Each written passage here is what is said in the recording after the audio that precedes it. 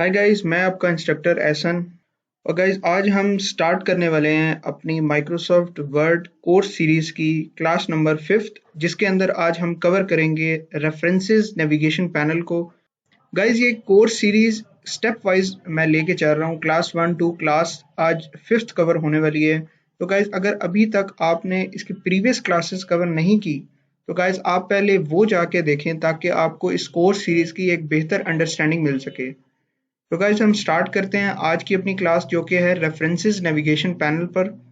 So let's start.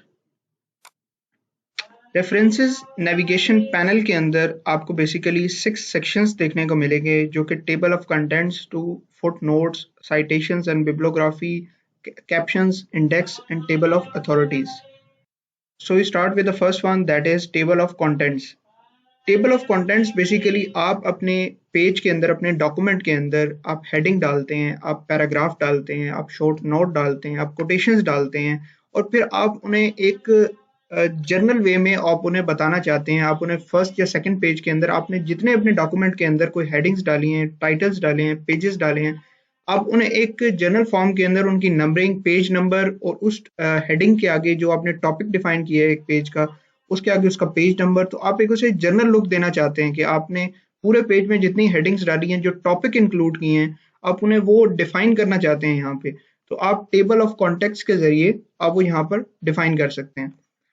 For example यहाँ पर आपको मैं एक एग्जाम्पल देता हूँ। हम यहाँ से हेडिंग 1 यूज करते हैं और यहाँ से ये लिख लेते हैं, और सेकंड नंबर पे अब हम हेडिंग 2 यूज करते हैं और यहाँ पे हेडिंग 2 लिख लेते हैं।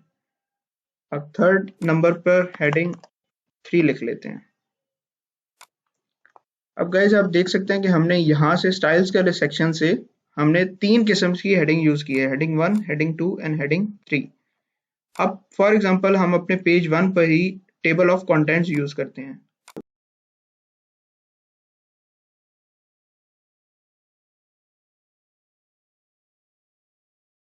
तो इसमें आपको 3 किस्म के मोड्स देखने को मिलेंगे, automatic table 1, automatic table 2 and manual table. Basically automatic table कैसे काम करेगा, आप अपने डॉक्यूमेंट के अंदर, अपने पेज के अंदर जो जो चीज़ें कस्टमाइज करेंगे, मॉडिफाई करेंगे, ये इसी तरह आपके पेज डॉक्यूमेंट के बिहेवियर के साथ अडेप्ट करता जाएगा चीज़ों को। सो फॉर एग्जांपल कि आपने अपने हेडिंग का कलर चेंज कर दिया या उसका पेज नंबर चेंज कर दिया। आपने फॉर एग्जांपल जो हेडिंग 1 थी वो पेज नंबर 3 पर थी, आप उसे पेज नंबर 4 पर ले गए हैं, तो इसी तरह ऑटोमेटिक टेबल भी उसको पेज नंबर 4 पे डिस्प्ले करवाएगा। तो बेसिकली ऐसे काम करता है। अगर आप मैनुअल टेबल चूज करते हैं तो आपको खुद इसको अपडेट करना पड़ेगा। आपको टेबल ऑफ कंटेंट्स वाले पेज पर आकर इसको मैनुअली अपडेट करना पड़ेगा। सो बेस्ट यही है कि आप ऑटोमेटिक टेबल चूज करें, ताकि आपको इस झंझट से आज़ादी मिल जाए कि आप बार बार आके अपने जो पेज है उसको अपडेट करते जा रहे हैं, अपने डॉक्यूमेंट को अपडेट कर रहे हैं, तो तभी वो एक टेबल ऑफ कंटेंट एक बेहतर फॉर्म में नजर। सो इस हेडिंग से बचने का यही तरीका है कि आप ऑटोमेटिक टेबल चूज कर लें, ताकि आपको हर दफा एक मॉडिफाई रिजल्ट देखने को मिले जैसे जैसे आप अपने पेज को, डॉक्यूमेंट को कस्टमाइज करें। सो गाइस हम टेबल नंबर 2 पे चलते हैं। तो इसमें टेबल ऑफ कंटेंट्स पूरी एक हमें टाइटल देखने को मिल जाएगा और साथ हेडिंग सारी फॉर्म आ जाएगी।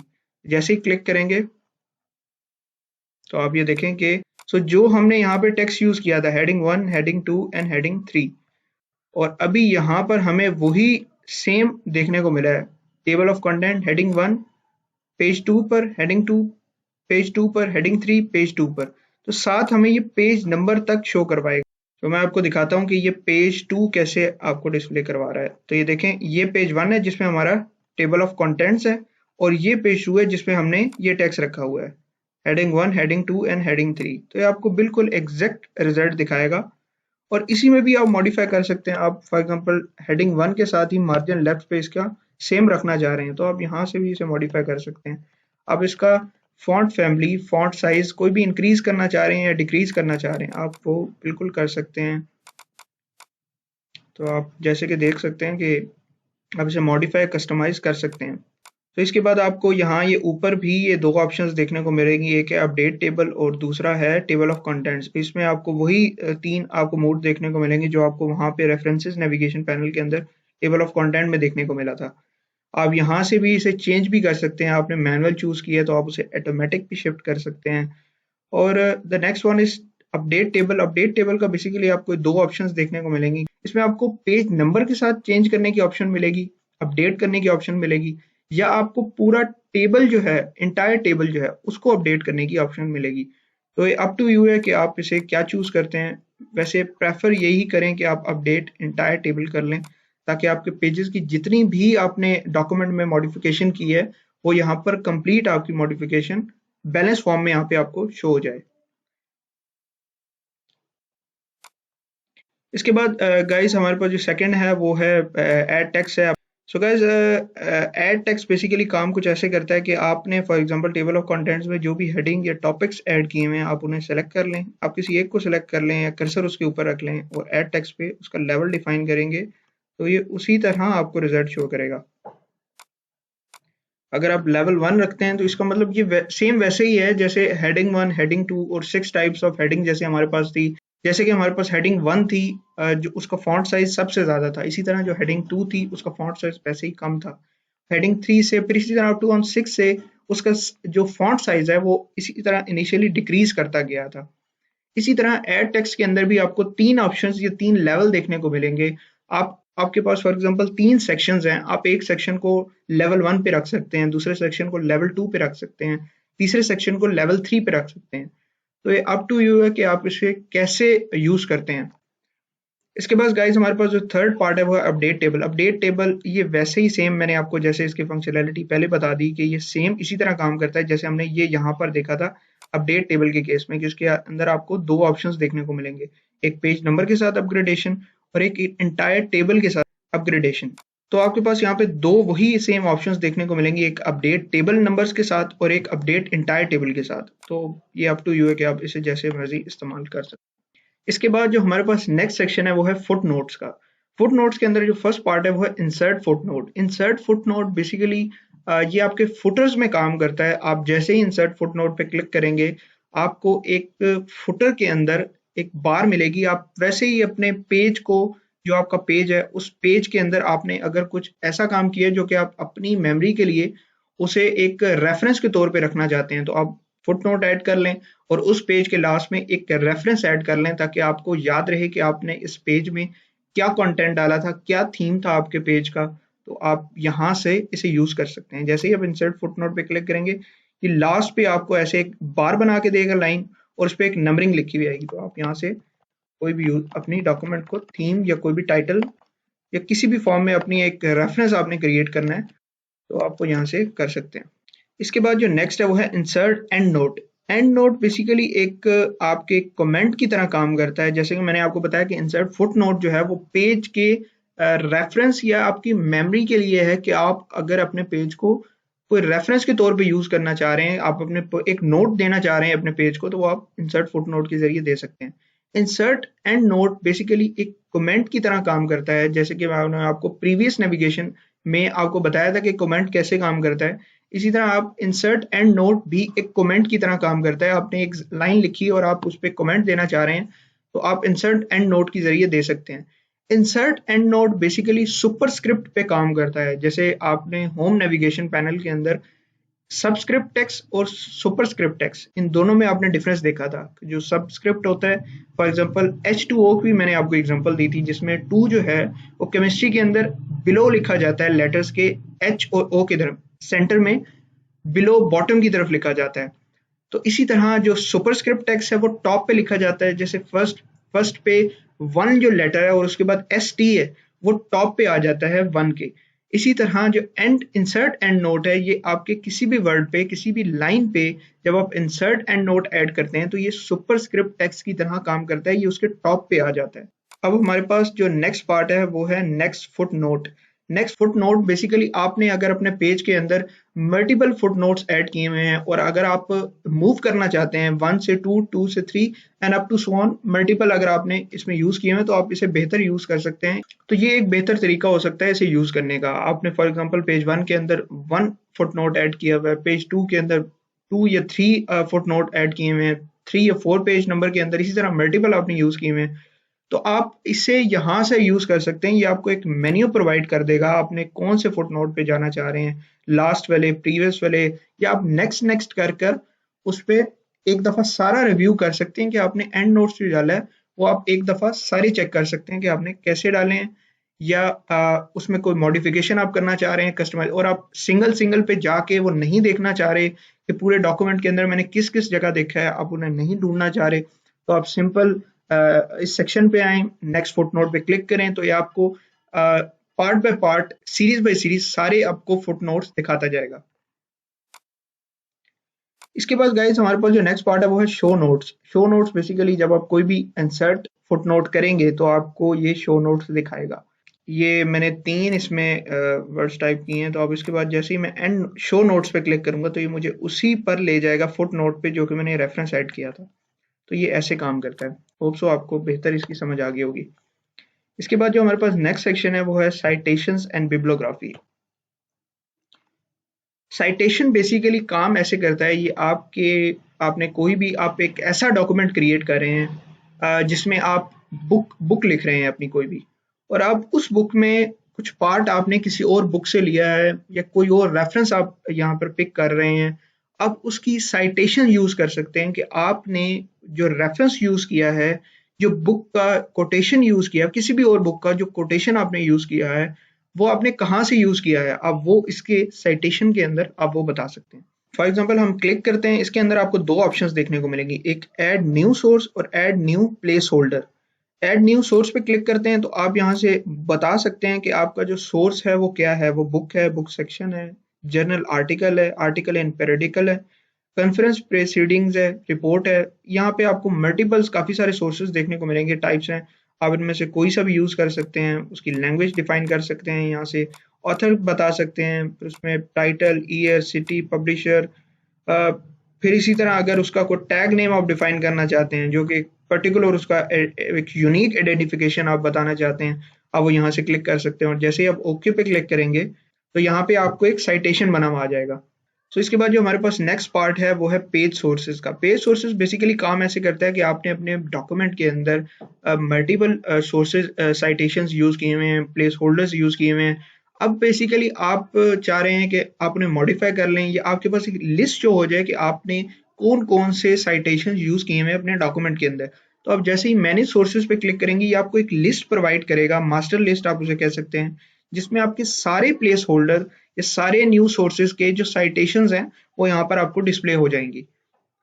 तो बेसिकली इसका मेन मकसद यही है। इसके बाद आपके पास स्टाइल्स, कुछ प्री डिफाइंड स्टाइल्स है, आप उन्हें भी यूज कर सकते हैं। ISO 69 या ये आपके पास मल्टीपल्स यहाँ पे टाइप्स आ जाती हैं, आप इन्हें यूज करते हुए डिजाइन कर सकते हैं साइटेशन बेहतर तरीके से।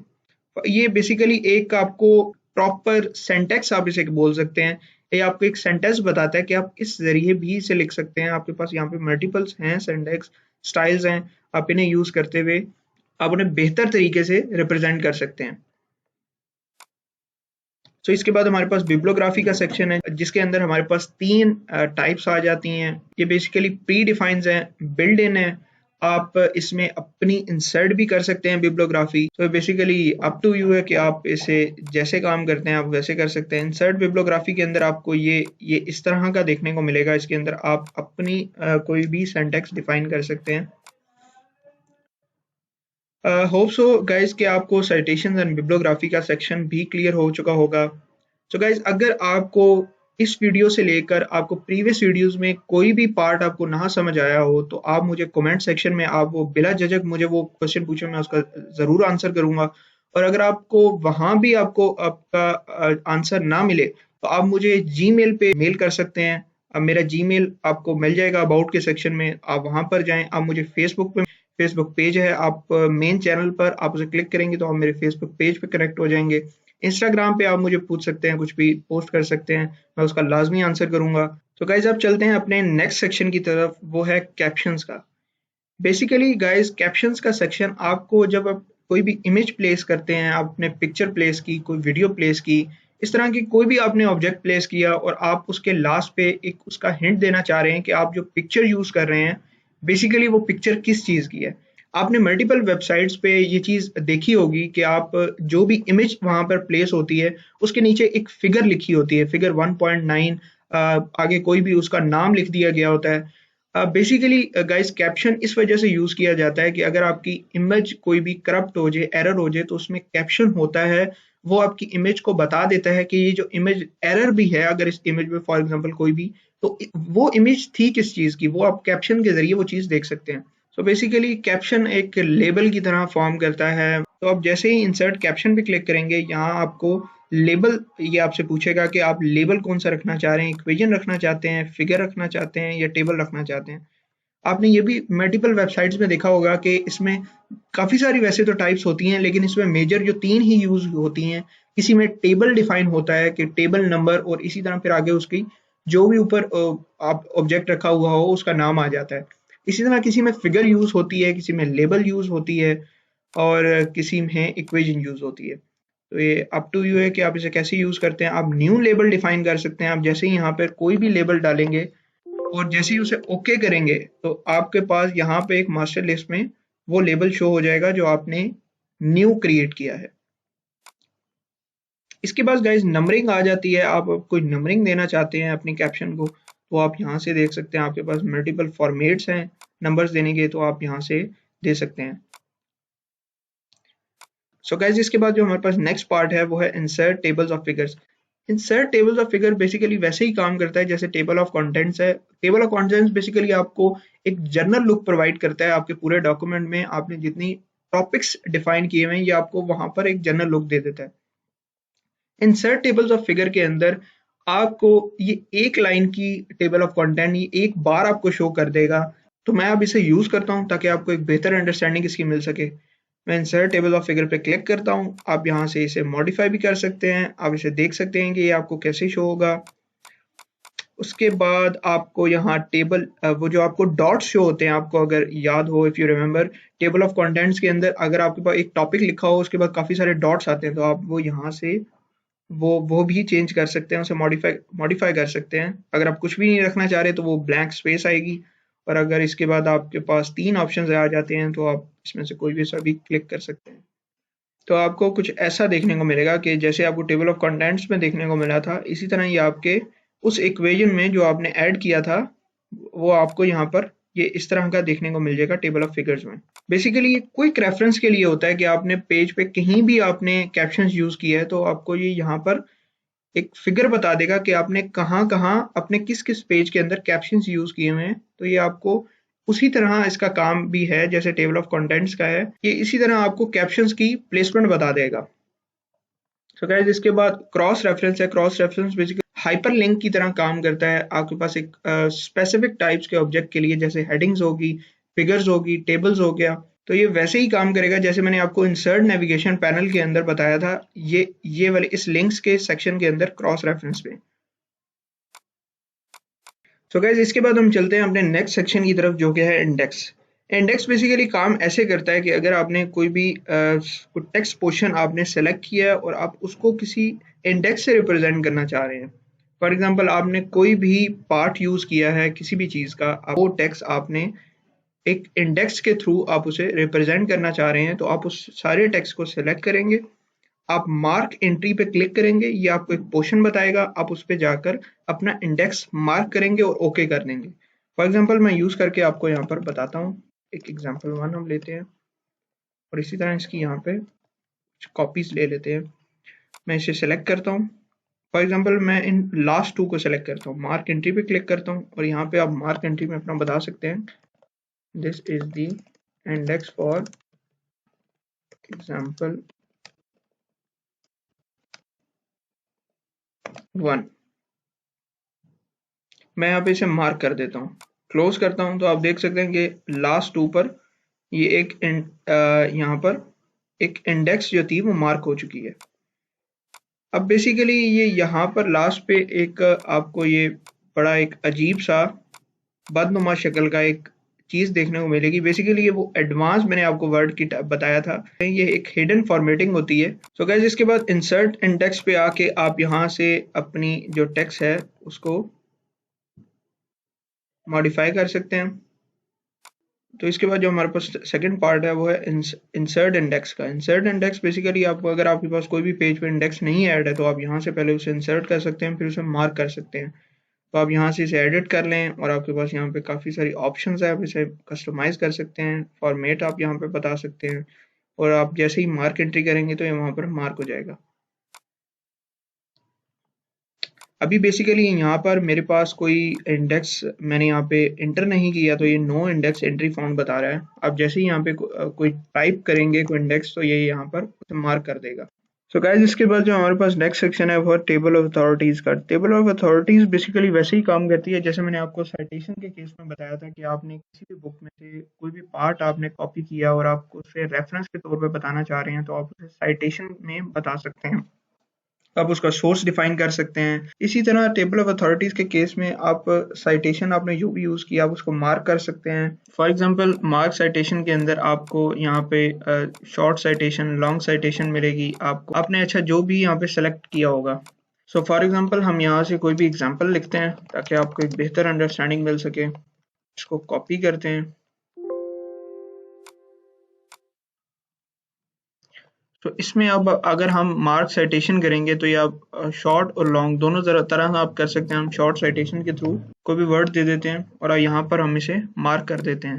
तो अब आपके जो भी आपने सेलेक्ट किया है ये उसके आगे ये हाई टैग यूज कर देगा और उसके अलावा ये फर्स्ट टॉप पे आपने जो भी यहाँ पे मार्क किया है साइटेशन ये वहाँ बता देगा। ये सेम बेसिकली वैसे ही काम करता है जैसे कि मार्क एंट्री इंडेक्स में आपको मैंने बताया था, ये सेम वैसे से ही आपका टेबल ऑफ अथॉरिटीज काम करेगा। तो जैसे ही आप इंसर्ट टेबल ऑफ अथॉरिटीज पर क्लिक करेंगे तो आपके पास यहाँ पे कुछ कैटेगरीज प्री डिफाइन है, आप इन्हें यूज कर सकते हैं। बेसिकली आपके ये जो भी पेज पे साइटेड डॉक्यूमेंट है ये उसकी कैटेगरी आपको एक डिफाइन कर देगा उस डॉक्यूमेंट की या उस पार्ट सेलेक्टेड पार्ट की। और आप जैसे ही इसे ओके करेंगे तो आपके पास, क्योंकि यहाँ पे कोई अभी साइटेड ऐसा टेक्स्ट मैंने यूज नहीं किया हुआ तो ये यहाँ पे ऐसे एरर दिखा रहा था। तो जब आपको यहाँ पे साइटेड टेक्स्ट यूज करेंगे तो आप टेबल ऑफ अथॉरिटी से उसका केसेस डिफाइन कर सकते हैं, अथॉरिटीज आ सकती हैं, कोई भी रिपोर्ट आ सकती है। आपके पास यहाँ पे काफी सारी मल्टीपल कैटेगरीज हैं जिन्हें आप यूज कर सकते हैं। तो गाइज इसी के साथ हमारे पास जो रेफरेंसेस नेविगेशन पैनल था ये कंप्लीट हो गया। होप सो गाइज आपको ये बेहतर समझ आया होगा।